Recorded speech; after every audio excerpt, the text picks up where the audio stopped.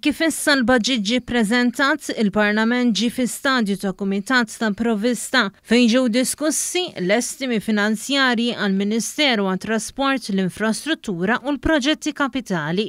Il-Ministru għall-Infrastruttura u t-Trasport Ian Borg tkellem dwar proġetti infrastrutturali kbar li qed jagħmel il-Gvern fosthom dak tas-Central Link. U tkellem ukoll dwar miżuri li jinċentivaw l-użu tat-trasport li jniġġes anqas, fosthom favur użu ta' vetturi elettriċi jew li jaħdmu bil-gass.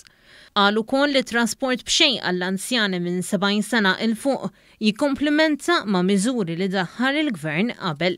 Rridu ngħidu illi dawn jingħaqdu ma' 19,000 persuna b'diżabilità illi qed nerġgħu ntuhom tal-linja b'xejn. U ma' żgħażagħ u l-istudenti kollha illi jiggwadanjaw minn tal-linja b'xejn.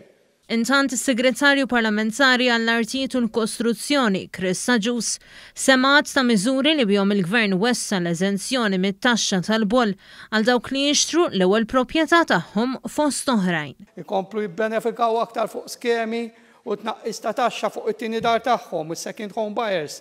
Dawk li se jixtru dar vojta biex jibdluha f'darhom u tinsab f'urban conservation area.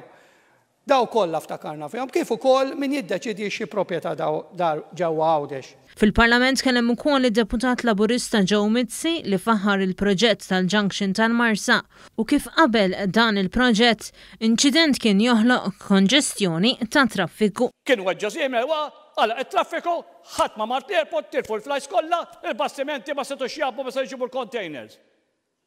Dawn huma fatti reali il-wasalna biex Illum, permezz ta' dan il-proġett, qed naraw illi l-ħajja kemm ta' u l-kwalità tal-ħajja, speċjalment għan-naħa t'isfel ta' Malta, kemm tiebet.